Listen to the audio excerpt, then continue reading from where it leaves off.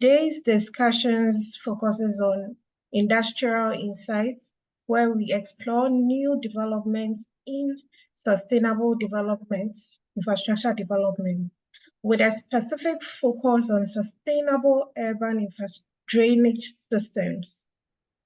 We have the privilege of hearing from a distinguished expert in the field, Dr. John Okedi.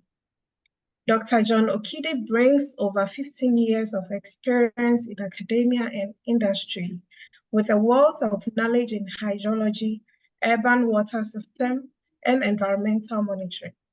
As a senior lecturer at the University of Cape Town and director of undergraduate program of civil engineering, Dr. Okedi has played a pivotal role in advancing research and innovation in sustainable urban drainage systems. His expertise and dedication to the field makes him the perfect presenter for today's seminar. Without further ado, I introduce you to Dr. John Okedi, our presenter for today. He will be sharing with us his expertise and insights through case studies that highlights the benefits of sustainable urban systems. Dr. Okedi, please, you may proceed with your presentation.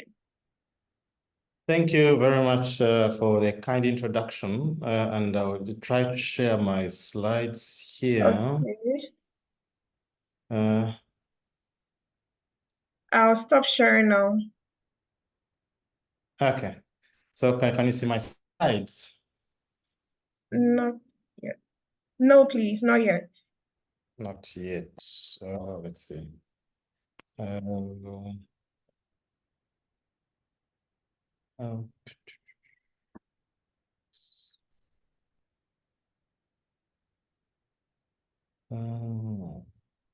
Virtual sharing. Let me try again. And now? Yes, we can see it now. Okay, fantastic. Thank you very much for the kind introduction. Just maybe a quick question. How much time do I have for this presentation? Okay, so it's an hour session, so maybe you can use 45 minutes for the presentation and 15 minutes for question and answers. Okay, wonderful. So I have about 30 slides. I should be able to be done in that time. So thank you very much. As mentioned, I am here based at the University of Cape Town. Although I've had, I know in the audiences, people who are practicing engineers. So in fact, before I transitioned into academia, I was a practicing engineer for about 10 years. But I'm originally from Uganda. So I practice mainly in Uganda. But I worked a bit with the organizations, NGOs, where I traveled quite a bit to the country and in the continent. But I've not actually been to West Africa, interestingly. But I've traveled largely in East Africa, Kenya, Tanzania, Ethiopia, doing work as an engineer, as a water engineer, practicing water engineer, Southern Africa, Zimbabwe, Zambia, and now South Africa. But I've actually never had an opportunity to come to West Africa. So maybe that's some bucket list of what I will do next. So what I'm trying to talk to today is, I said the topic there was about infrastructure. But what I want to give it a bit of a spin here. At the end of this presentation, I want to give you something to think about in terms of the way forward. I will not speak too much about what has been done. I will essentially be highlighting the challenges that we face, us working in the sustainable urban drainage systems, but essentially people working in environmental modeling. What are the challenges that we face on a daily, and what are the opportunities that we can leverage to be able to move forward? So that's where I want to focus this specific discussion or specific presentation. So I'll be talking about navigating challenges of sparse information, because I noticed that we, as engineers on the continent, were well trained in modeling, and I'll be bringing an example here of the kind of models we are exposed to, where we are proficient at. But what is always a big challenge, in fact, is availability of information to be able to work with the models that we work with, the environmental models that we work with. And that is always a problem, because garbage in, garbage out.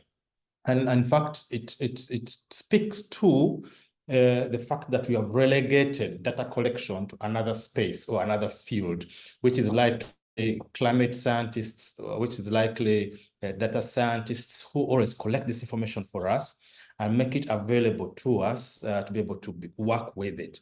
So we do not have sufficient control on the other side of data collection.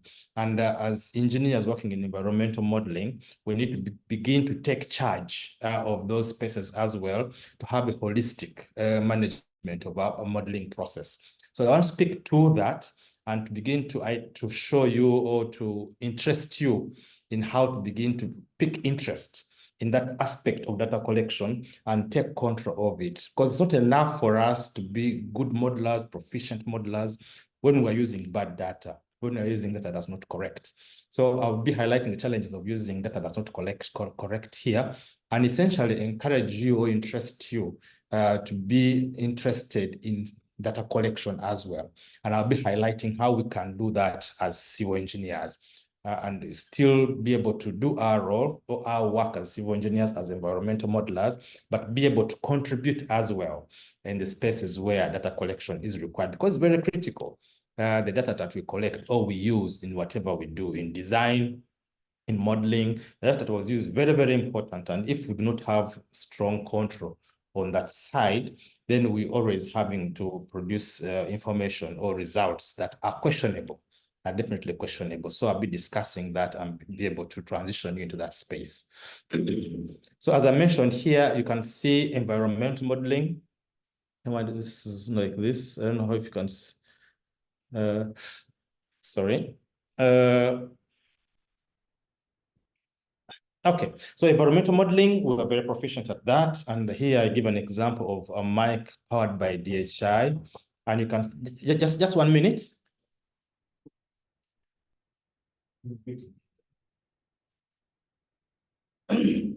I was just trying to ask someone to leave. He's knocking on my door too much, so I had to dispatch him. All right, so environmental modeling is really around the work that we do, what we always do on a daily. But what is this involved?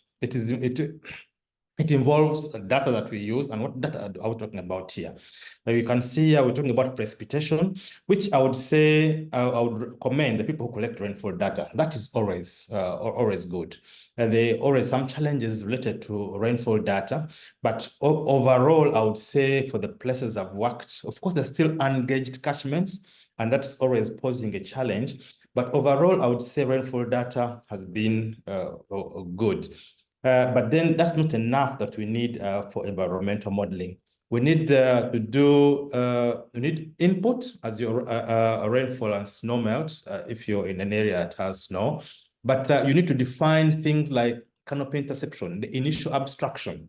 Obviously, depending on where you are, this can in fact be a component of about 20% of the abstraction that never reaches the rivers and the open surfaces.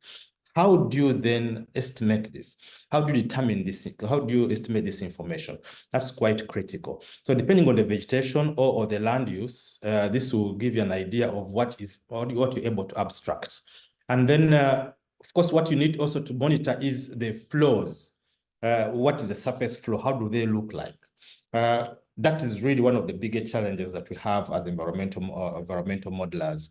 We never have sufficient or reliable river flow monitoring results or data. So that's always a challenge. But then not just that, that could also be easily identified. But I think like depression storage, I think like interception storage, how do you determine such things? How do you know how much flow is ending up in this river? How much is retained on the surface? Talking about base flow, talking about interflow, talking about overland flow. How do you measure those kinds of things? And a model like this one, Mike powered by DHI, which is really a Mike Shi model, tries as much as possible to define, to detail what this kind of parameters would be. Then challenge is now up to us to be able to measure those things and incorporate them in the model. But as you can imagine, this is not always possible in our context, at least in Africa. So what I'm going to focus on today is SAD, Sustainable Urban Drainage Systems. So what is that? It's really a branch of urban drainage that essentially tries to transition us to pre-development situations. It highlights the fact that before urbanization, there's a way hydrology was, or the water cycle and hydrology was behaving on land. Now, what SAD is trying to do is to transition us back to those days, to say things, runoff quality is critical. Things like amenity, biodiversity, how it was, is critical. How do we restore the way the area was before urbanization? So the goals, of course, for sustainable urban drainage systems is to treat stormwater as close as possible to where it's falling. And to do that, you need what they call a treatment train that successfully treats potential increased post-development pollution and flow rates. So essentially, with SADs, you're trying to, the other word for that, what they call soft engineering. We're trying to minimize concrete conduits. So you're trying to transition the urban environment to the pre-development stage. That's the real objective of SADs. So I'll give two examples here. Jacqueline, can you see the whole slide, or is the headings? Can you see the headings of the slides? Just to confirm that. Yes, I can see that. I believe my colleagues can also see that.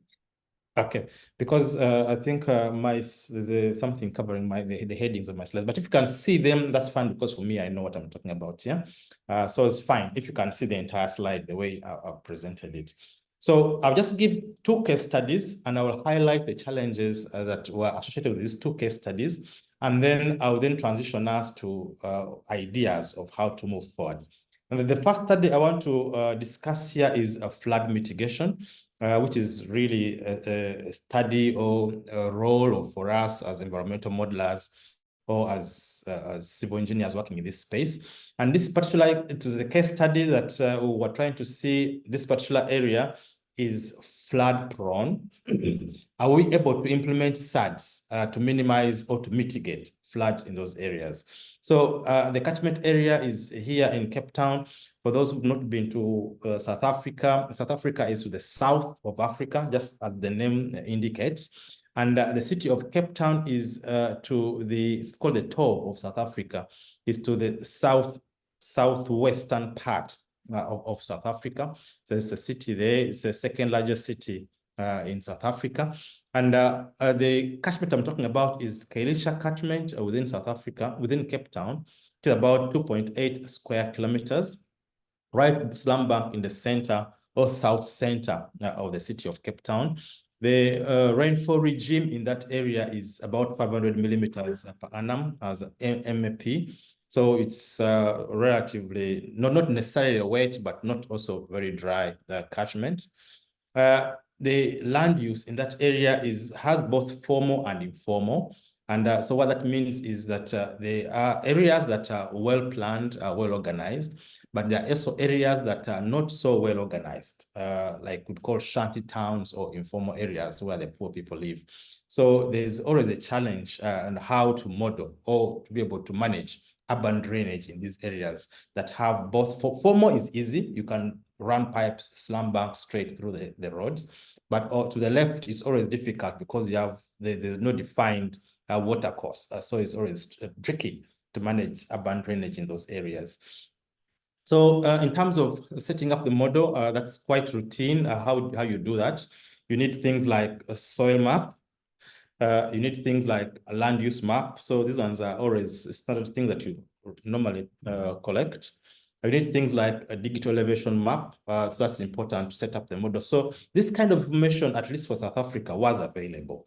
And we are grateful. It's not always the case in other places, but for this particular case, at least this information was available. What we struggled with is continuous time series rainfall data, and also there was some rainfall data that was continuous long enough, but the problem with doing continuous modeling, we were not able to calibrate or to validate the information that we had because we did not have corresponding flow data. be able to model and then check, compare the observed and the modeled. So what we decided to do using the long time series data of rainfall, we just had to convert it to design storm. So instead of doing continuous modeling, we just decided to do the design storm or event modeling in this case. So we decided to use this. So I can already highlight that challenge. So in this particular case, the ideal thing to do would have been to do continuous modeling if we had a long time series data. But in this case, we were not able to proceed with that. And we decided, okay, fine, what is the alternative that we have to do? Since we already have, like I mentioned, rainfall data is always available. So that's not a problem. And it can be long-time series data, in some cases, 100 years, things like that. So that's not a problem, in fact. But if you have to do long-time series data, you must calibrate. So if you do not have an opportunity to calibrate on the other end, then it's actually meaningless to do continuous modeling.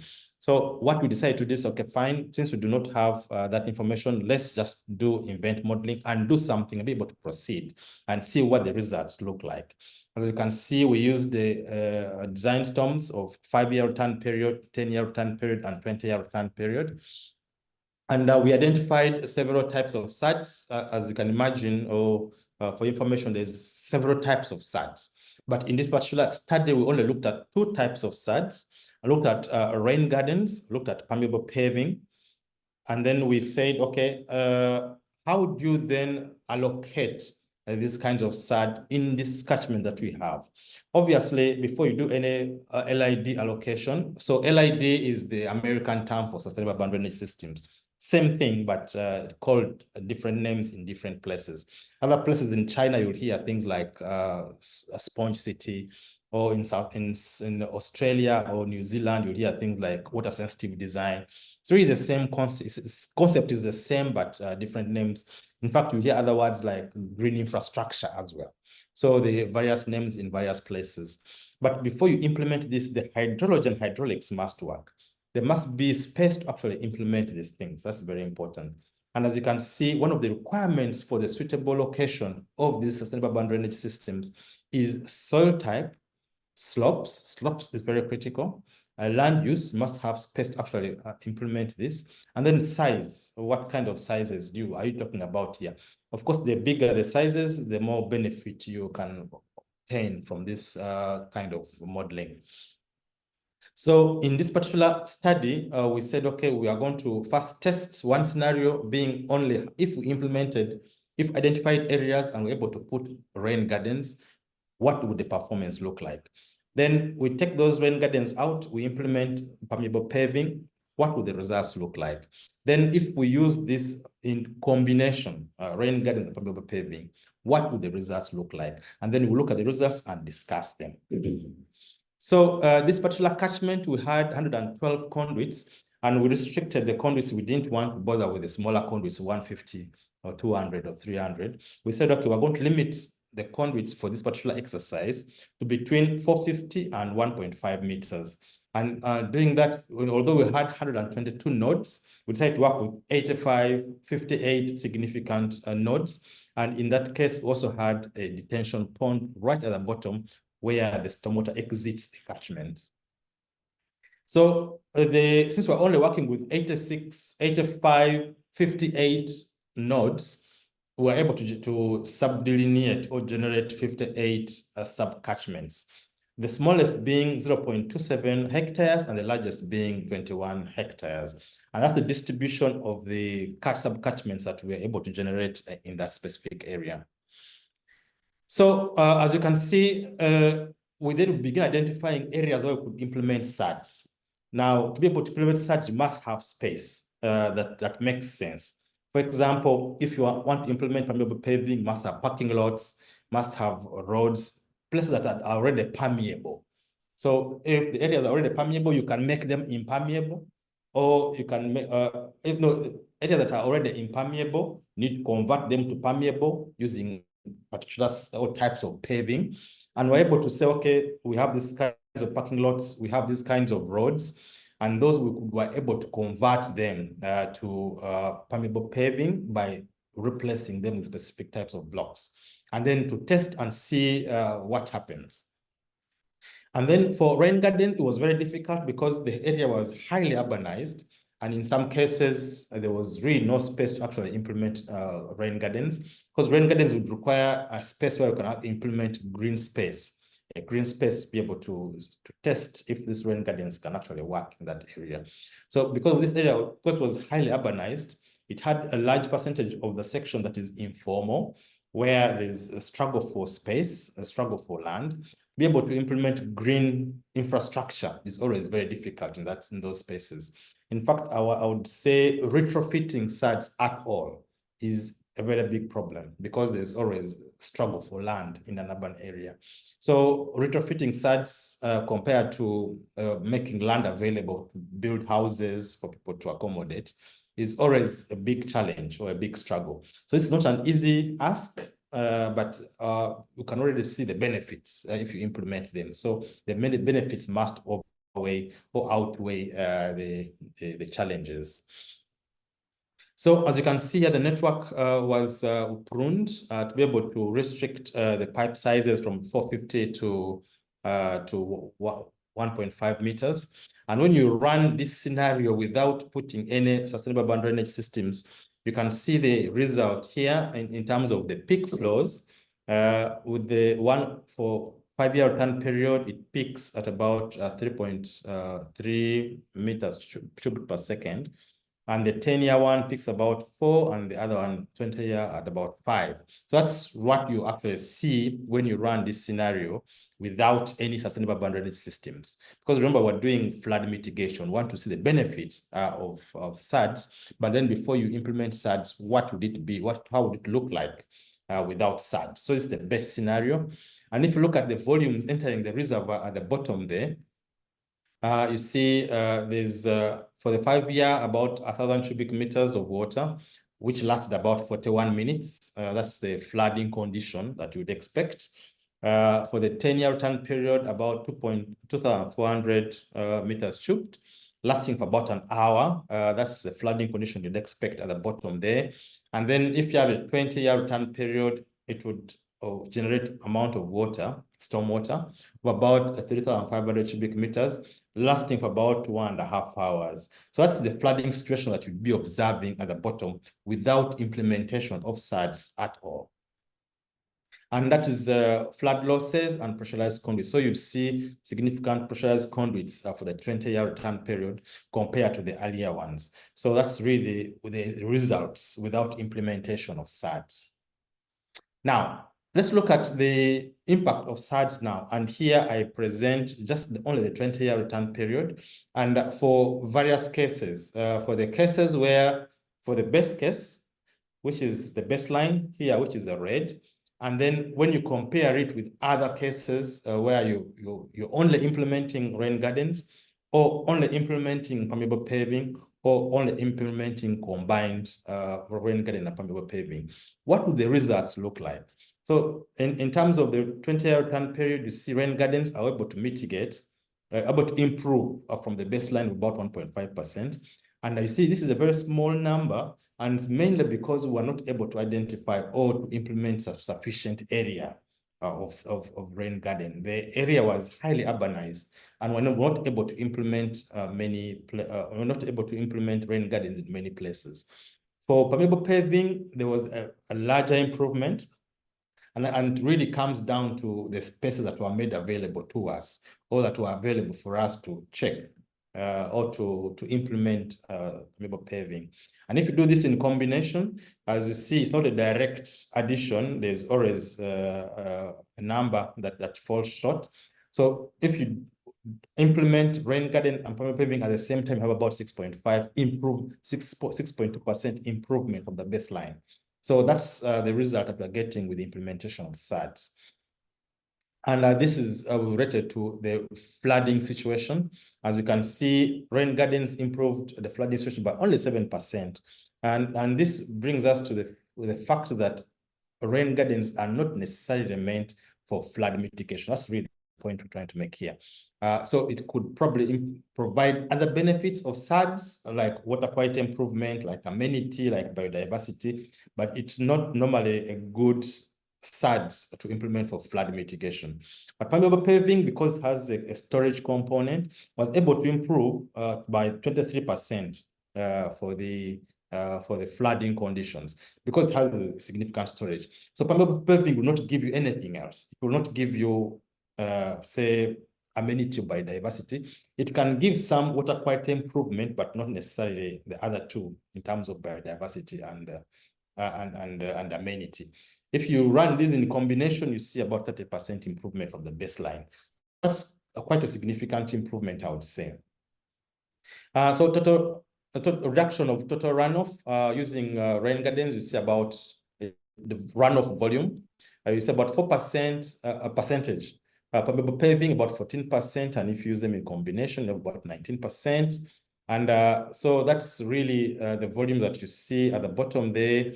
And if you look at now the flooded manholes in that area, you see for the 5-year return period, you do not have any flooded manholes, which means the system is robust enough to handle a 5-year return period. Then you begin to see some flooded manholes within the 10-year return period. But for the baselines, about 4, but then you can see it reducing for the rain gardens, permeable paving, and the combined situation. But then for the 20-year return period, you begin to see significant number of flooded manholes.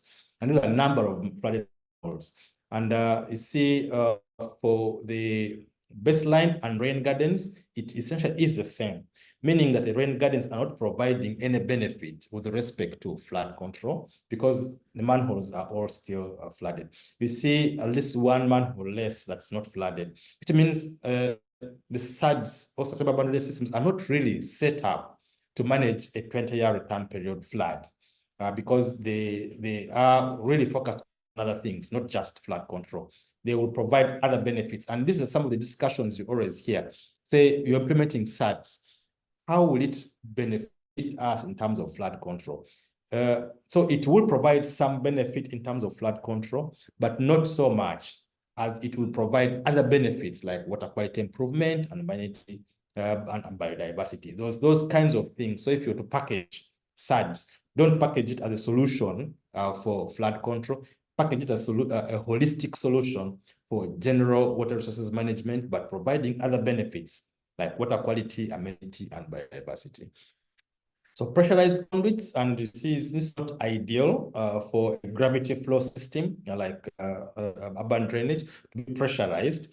But when you run the system, you see for the 5-year return period, you already see some manholes actually pressurized. And that keeps increasing the 10 and the 20-year return period. As you can see, SADs provide some benefit, especially permeable paving provides some benefits because the number of manholes that are pressurized are reduced. But as you can see, it's not really its strong component or strong aspect. Okay, so let me move on to one other example before I get into the challenges. The other example is water supply. Are we able to use SADs for water supply? And for a city like Cape Town or Southern Africa, generally, I'm not sure about West Africa, but South Africa generally or Southern Africa, we are a water scarce area. Arid in many areas, but also semi-arid in other areas. So for us, water supply, where we can get a drop of water from whatever source, is always an advantage. So let's look at SADs providing water as a water supply benefit. And here I look at another catchment, and this particular one is called Lawrence catchment. It is much larger than the Kailicha one. 121 square kilometers. It has many more stormwater ponds, about 66 of them. MAP is much bigger, about 3 times larger than Kailicha, about 1,500. And it has a low population density, mainly in the lower areas of the catchment. Other areas are really mountainous and quite ideal for stormwater harvesting or water or flow harvesting or stormwater harvesting. In this particular case, we struggled a lot with data, but we were able to use satellite data to complement the data that we had. For example, precipitation data, we had some daily precipitation data for about 6 years, but we're able to complement that with satellite data. But also satellite data provides a benefit because it's spatially, it provides a spatial variability aspect. You can use the daily rainfall data for the temporal aspect, but also needed the spatial. Then we're able to get the digital terrain model, and this is a 5-meter contour data. It's available on the city website. And then the drainage network and river stream, this was available to us from the city. We're able to get the slope map. So land cover was a challenge, but this is available on the European Satellite Agency, but also Landsat provides this kind of information. So this satellite data is available for it. So we needed to model this using a drainage network. This was available to us. And in this particular case, we only tested for rain garden to see if we're able to augment or to do groundwater recharge, manage aquifer recharge using rain gardens, to begin to see if there's benefit of doing that. To do that, we needed to get some soil map, we needed to get some land cover map, and we need to get a parcel map. This would help us to be able to do the modeling that we wanted to do. So how do you do rain garden allocation? There are two main components to be able to implement this. And as you can see at the top, you have suitable is indicated by green. Non-suitable is indicated by red, and where you don't have data, indicate that with a gray. So this is a tool that helps you to allocate rain gardens. And how do you do that? This is a procedure that would normally undertake in a model, be able to allocate a suitable area for a rain garden. For example, if you had an area where soil map is perfect, to be able to implement this rain garden, and then you need to overlay that to land cover. Now, land cover is what areas are suitable for rain garden, what areas are not suitable for rain garden. Obviously, if the place is built up, even if the soil is good in that space, then it will not help you in terms of implementing rain gardens. So then you have to block out the areas that are, say, built up, and you only remain with these green spots here. Now you need to combine this and this, and at the end of the day, you will have these red, even if they had a good soil, you will still not use them for rain garden. So you need to block them out and you remain with that.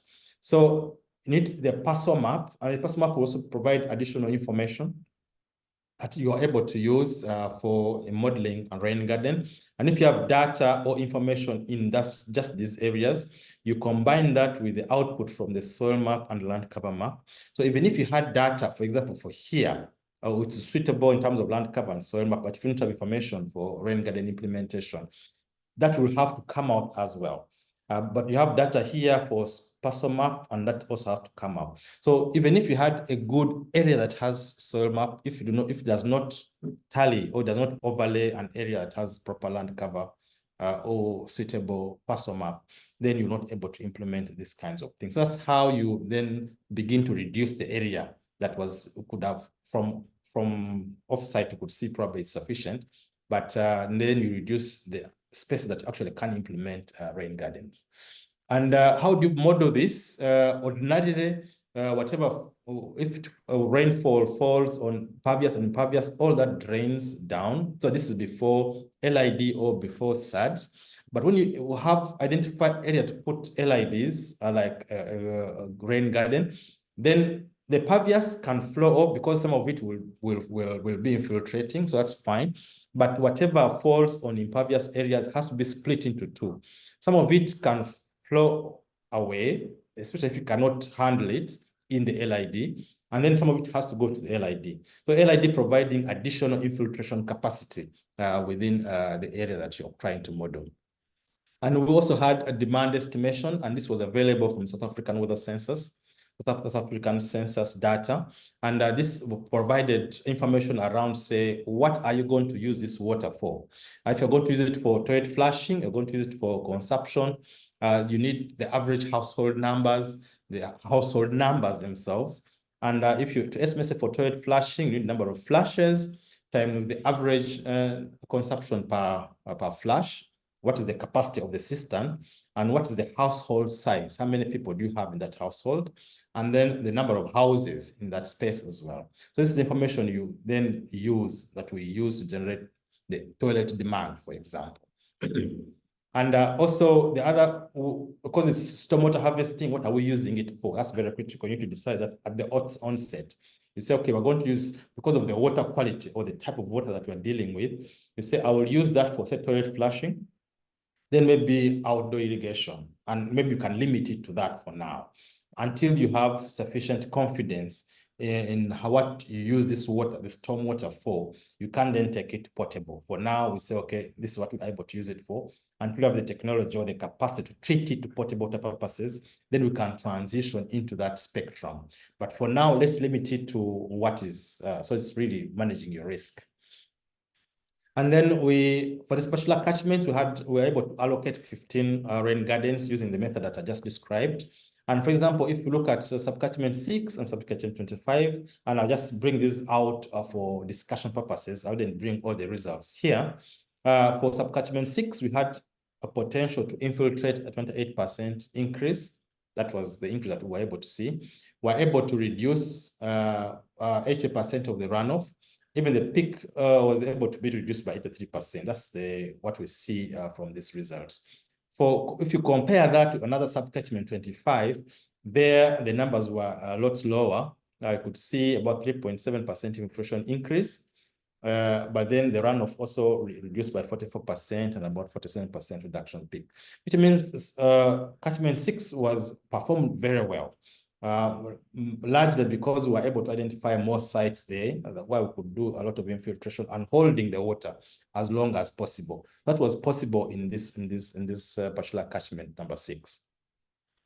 If you look at the performance, also soil is critical. As you can see, we are comparing a sandy soil, sandy clay loam, and a loamy sand soil. As you can see, the potential for infiltration is higher in loamy sandy soil, because they are sandy, but they're also able to hold the water for significant longer periods, compared to a sandy soil that has a clay lenses, because clay lenses really performs as an impermeable paving or an impermeable seal that does not promote or does not help in terms of infiltration of water, what they call groundwater or managed aquifer recharge.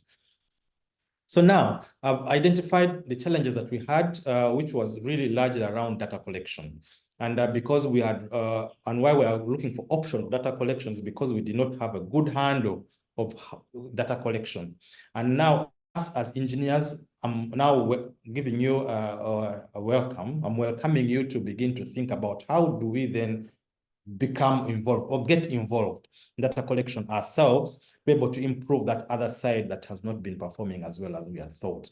And to do this, I want to discuss here briefly around transitioning to Internet of Things. How do you do that? Firstly, what is Internet of Things? Internet of Things is essentially digitally connecting smart devices via internet. So this is definitely not new. We've been having internet for maybe 30 years now, but it has been strong in places, even in our field in engineering, in mechanical engineering and electrical engineering. In fact, the developers of internet are actually engineers, but we don't see this filtering in to the hydrology space or the water resources management space. So the invitation now is to begin to see how can we leverage the technology around internet, around artificial intelligence, around digital twinning in our space. That's what the invitation is about. So measurements of water resource management is slowly transitioning. It's happening now, but it's slowly transitioning in our space. And I think we need to use it more, be able to manage the data collection aspect ourselves and improve the outputs from the model that we work with. So how does it look like? So you have, the most important thing is you have a gateway, and the gateway really works as a mast. If you have a telephone mast, that would be your gateway, and it will be a small thing like that. Like this. This particular one is called a nano gateway. And this, you can link it to particular sensors. Could be a rainfall gauge, could be a temperature sensor, flow sensor in the rivers. It can also be water quality. And this gateway essentially picks the information that is being recorded in the environment and then puts it into what they call a back-end server of your choice. It could be any. It could be a cloud, it could be locally hosted, it could be hosted out there on the internet, and you're able to view your results in real time on your computer. And this is actually happening now, at least in many spaces in Europe now, and it's beginning to trickle down into Africa as well. So this is where I think we need to move to be able to have a better handle on data collection. So the most important thing is there's power required, energy. to be able to support this. And there's a big spectrum. There's those that require low power, those that require high power, and also there's an issue of range, those that can provide information in long range or short range. I'll give an example here. Say Bluetooth would be a low power, low range. If you have Bluetooth in your car or you want to connect your phone to your computer, Bluetooth and these others, they are low power but also low range. So that is an option that we could think about. But so low power would be a good thing, but because it's a low range, wouldn't want to use it in the environmental monitoring because it will not provide us what we want. Then you look at the next category would be internet, 5G, 4G, 3G, 2G. That is really requires a lot of power. If you think about your phone, if you're using it for TikTok or whatever social media, it does not last that long. But it requires a lot of power, but it can be long range as well because you can communicate to people from very far from you. So what I think would work in our space would be this low power wide range area network, this LP1. This one, because it's first of all a low range, and it's a high range because it can go to about 5 kilometers in urban area if there's line of sight, or it can go to 40 kilometers in rural area with line of sight, and requires low power. The idea is when you put these sensors out and you put these gateways out, you do not want to keep replacing them every other day. That's the idea of this. And there are various opportunities. There's Sigfox, there's LoRaWAN, NB, IoT, and CAT, and I'll be going through them quickly now. The first one is NEB, that is strongly linked to cellular networks. It's not really available in Africa.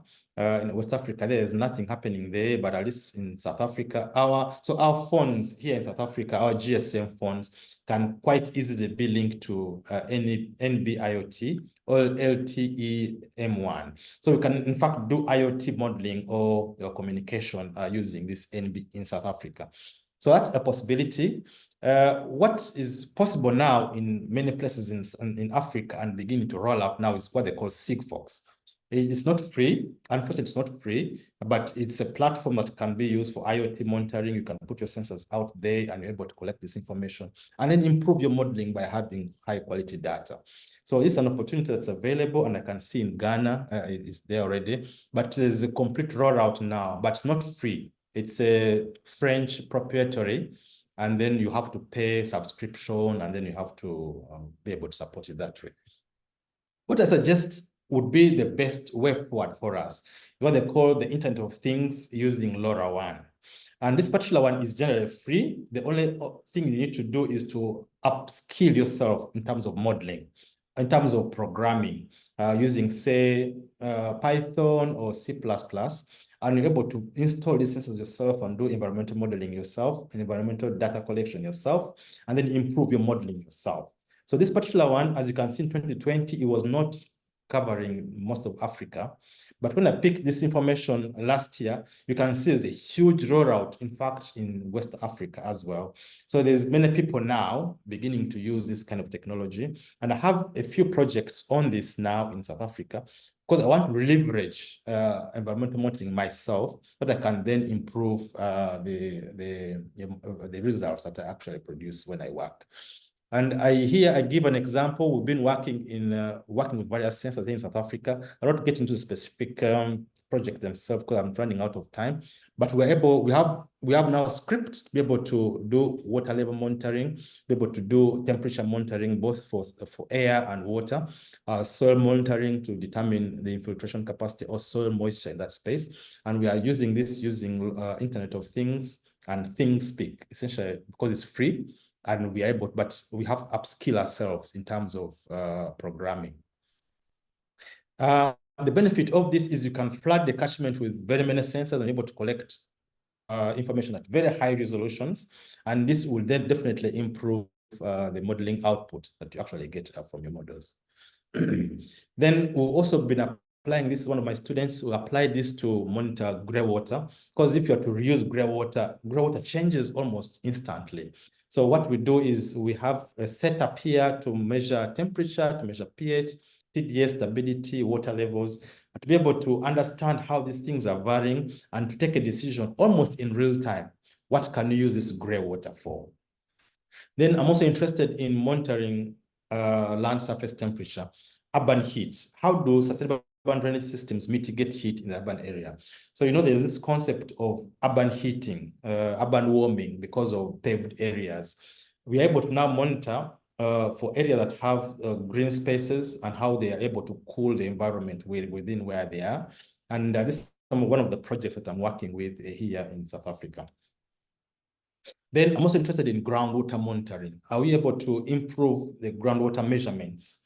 And we have a few projects here where we are monitoring groundwater levels. And I'm now having a PhD student that's going to be looking at this at a much wider scale, be able to monitor and see the relationship between climate change and groundwater changes. Because we always say that we are hiding water from the surface when we do groundwater management or groundwater use. But is it actually true? Does the climate change directly impact groundwater? That's one of the studies that we're looking at now. And we're able to do this using IoT. We can flood the catchment with sensors, with temperature sensors and groundwater sensors, and collect this information at very high resolutions and be able to then understand the relationship between climate change and groundwater variations. So in closing, I would say there are major highlights. I would welcome everyone to begin to work in this space as best as you can to essentially improve the data collection in that space. And I would say IoT-based data can be leveraged to address various challenges that are that limit us in terms of data, temporal and spatial. There's the big problem of rapid battery drain. I think that can be solved in changing the frequency of data collection. And this can be used based on, say, deep sleep mechanisms, but also not necessarily using the 5G, 3G, 4G type of systems, but use LoRaWAN as an option. Technology is changing quite rapidly. It has a benefit and a disbenefit. The benefit is that the new types that actually come on market actually much better than the previous ones. The problem is that then you have to learn again the new thing that's actually coming. But I think it's a good thing in terms of things, they get obsolete quite quickly, but those that replace them on the market are definitely much better. Then, but then you have to learn, you have to improve. Maybe you have to now use C++ for programming. Maybe you have to use another language for programming. But if you have the basic skills of programming, you're able to move from language to language quite fluidly and quite easily and keep up with what the changes that are happening. The other challenge that we are facing here in South Africa is safety of devices out there. So we need to have devices that are very cheap, that are not attractive to thefts, that are ugly, that people would not even want to look at a second time. So that's really a challenge of losing these sensors when we place them out there. So they shouldn't be very expensive and they shouldn't be very attractive to thieves. Then in terms of what I can't say in terms of the future of data collection, it's essentially IoT. The way I see the way things are going, the way technology is evolving, if you're not moving into this space to be able to collect the data this way, then the world is definitely going to be leaving you behind. So as hydrologists, as people who are working in the water sector, we need to upskill ourselves and be able to not be overtaken by events when this system takes off. All right, that is me. Thank you, Jacqueline. I think I'm done. I'm a few minutes over, 45 minutes, but I can welcome questions and discussions. All right. Thank you so much, Dr. Okedi, for such a wonderful presentation. I must say I've learned a lot of things and even new things I've not even heard of before. Thank you. So now the floor is open for questions. If you have any question for Dr. Okedi's presentation, about his presentation, or sustainable urban drainage systems in general, kindly raise your hand and unmute and ask your question, or you can type in the chat box and your question will be answered. So please, if you have any question, kindly I think I'll start here. I want to find out, so what do you think is the future of the water sector with the evolving of technologies you've spoken about and all of that? How do you see the water sector in the future? So what I see is that the future is very bright. I see that there's going to be a lot of transition into using technology using so say especially hydrology. Hydraulics maybe not so much, but hydrology have been transitioning very slowly in the past. But I can say that that's going to change the way we do things. Technology is here, artificial intelligence is here, robotics is here, and what I see in the future is the use of these kinds of technology in our space is going to increase. And now it's really up to us to upskill ourselves to embrace this technology. Because now, for example, ChatGPT, if I want to do anything like program any software or program any sensor, I can go to GPT and pick a script where I can start from and be able to then adapt my sensor to that. So I see us in this space transitioning into there. So what I want to encourage all of us, I'm not yet there as well, I'm beginning to get there as well, but what I'm trying to say is all of us need to begin to embrace this change. And also, of course, you can't fight that. I've heard some people saying, no, we need to resist some of these things. They're taking up our space, they're going to take our jobs, but that will definitely not work. The best way is to embrace it and find your spot and move with this, because it's like a flood, it's coming, and it's going to take some level of preparedness, be able to embrace it. So what I would say is, where the future of this, I can say, is that there's a lot of technology that's going to be implemented in our space. There's a lot of, we will not be able to do a lot of the conventional way of managing urban drainage would not work anymore. Because the demands of the people are quite various now. We are dealing with challenges. We're dealing with things like climate change. We're dealing with things like water scarcity. So to manage those challenges, we need to be a different type of engineer. And the best way is to really evolve with the technology and be able to utilize the technology to benefit us. I would say that would be really what I see happening in the future. Thank you very much for the elaborate response to my question. Please, is there anyone else who has a question for Dr. Okedi? Or we've well understood his presentation that we don't have any questions for him?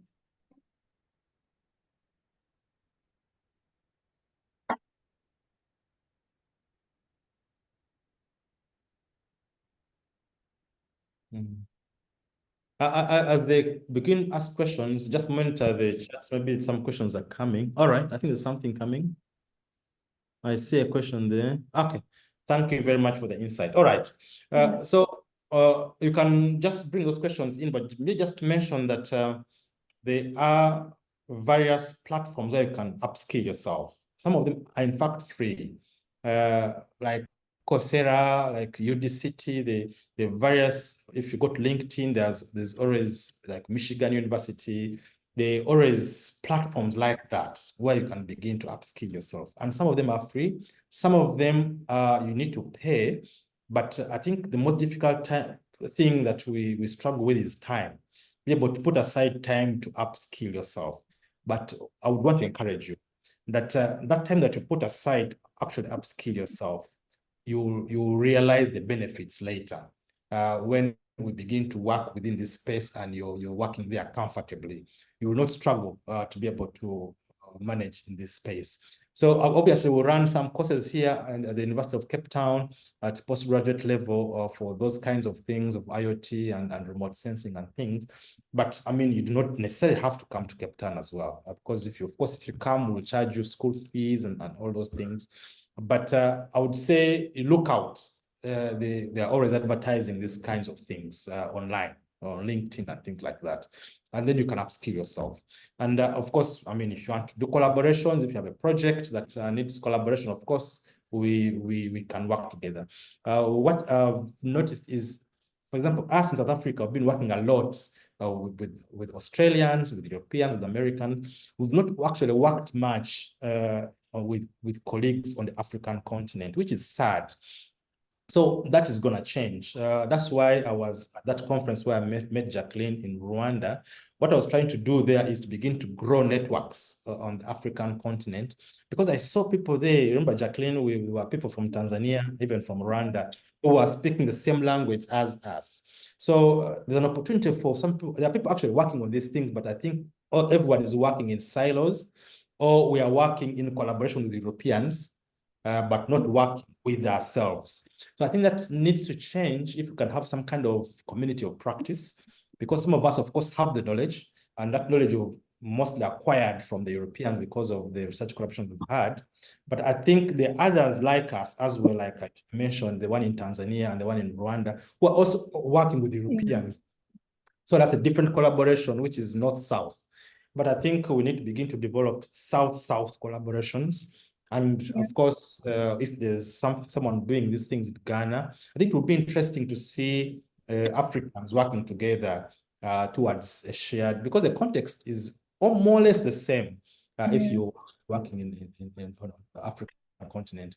Whereas I was in Germany the other day, and actually there the problem for them was not water scarcity, but too much water.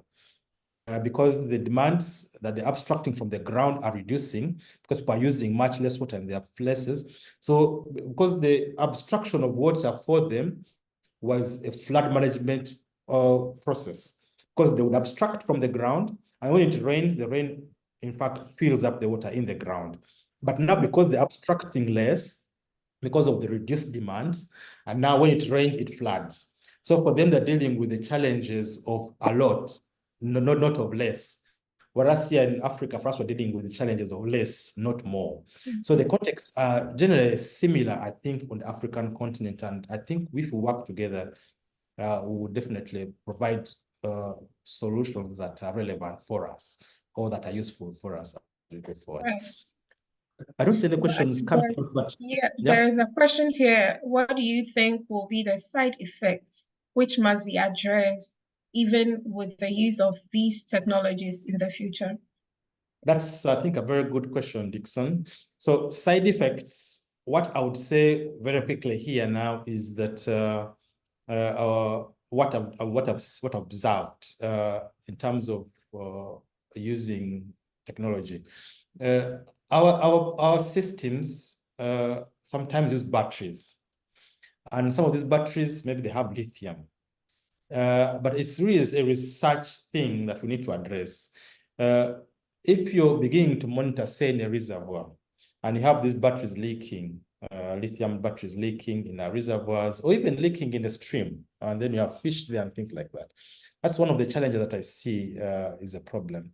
Or if that's one issue, but then also the issue of if we have so many of these sensors out there, so we need to develop so many batteries.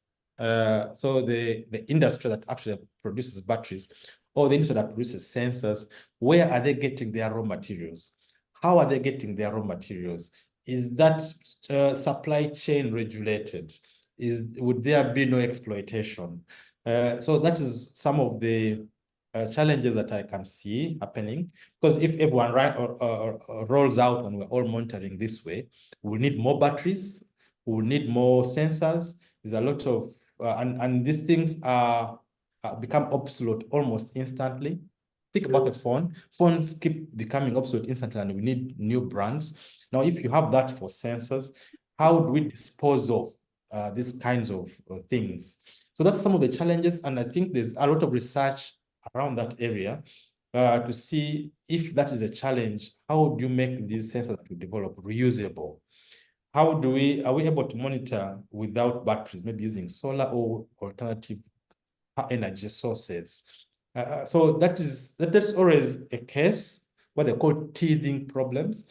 That's always the case with new technologies. There are always those challenges, but then you work around those challenges. Okay, this is a new challenge. How do I address it? I have 1 million sensors out there, and now I don't need those million sensors anymore. How do I dispose of them? I have all these things that are managed by batteries. How do I then manage that challenge? So it's an ongoing challenge, and there's a lot of research, I promise you, that's happening in this space. Be able to make the energy green, they make the sensors reusable, and also all that kind of things are happening. But of course, the more of us get involved, the more knowledge comes to the fore, and we're all able to benefit from this kind of discussion.